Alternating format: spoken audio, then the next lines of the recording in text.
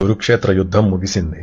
18 రోజుల దారుణ రవాలు, కుప్పలు తెప్పలు పోగైన శవాలు, కట్టెలు కాలే చిటపటలతో కాకులకి గ్రద్దలకి విందుగా మారింది. కళ్ళుండి చూడలేని గాంధారి తడుముకుంటూ ఆ నెత్తుటి నేలకి చేరింది. ధర్మరాజా, 100 మంది కొడుకులున్న తల్లులు ఎంతమంది తెలుసురా నీకు? ఒక్కడైనా మిగలకుండా చచ్చిన వింత కబురు విన్నావా? పాండు పెద్ద నోట పలుకు రాలేదు.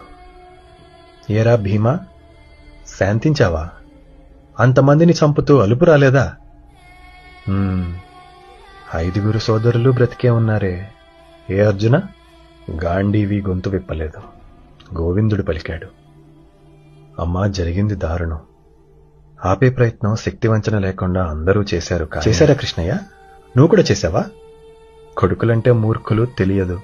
నువ్వెవరో నాకు తెలీదా? నీ పార్థుడికి ఒక్కొక్కడిని వేలు చూపి మరీ వేటు వేయించావే. ఈ యుద్ధం ఆపటం నీకు చేత కాదా? అది నన్ను నమ్మమంటున్నావా? నమ్ముతా. సరే, ఇప్పుడు నా లోపల ఒక అగ్నిపర్వతమే బ్రద్దలవుతోంది. దాన్నెవరు ఆపుతారు?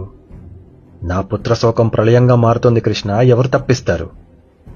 శాంతం శాంతం అని శంఖాన్ని పూరించిన ధర్మజుడా, ఒక్కణ్ణి కూడా వదలకుండా పిశాచంలో పీల్చేసిన భీముడా, ఎవరు పడతారు నా శాపాన్ని? చెప్పు కృష్ణ అని ఆదేశించింది.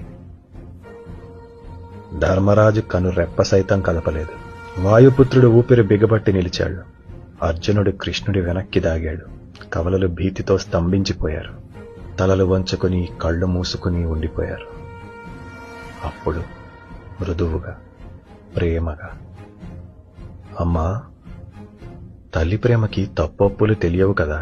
నీ గుండె గాయం ఏ దేవుడూ నయం చేయలేడని మోకాలిపై కూర్చుని పట్టు కొంగును పట్టి దేవాది దేవుడు శ్రీకృష్ణుడు పలికాడు. నేను పడతాను నీ శాపాన్ని, నేను భరిస్తాను నీ కోపాన్ని. వాళ్ళనేమనకు తల్లి. ధర్మాన్ని నమ్ముకున్న పాపానికి వాళ్ళు పోగొట్టుకుంది చాలు. నాదే ఉంది, పశువుల కాపరిని. చెరసాలలో పుట్టాను, మట్టిలో పెరిగాను. సొంతవారి ప్రేమ కన్నా పగవారి కోపాలేగా నా కథలు. నాకంటూ నేనొక్కడే తల్లి.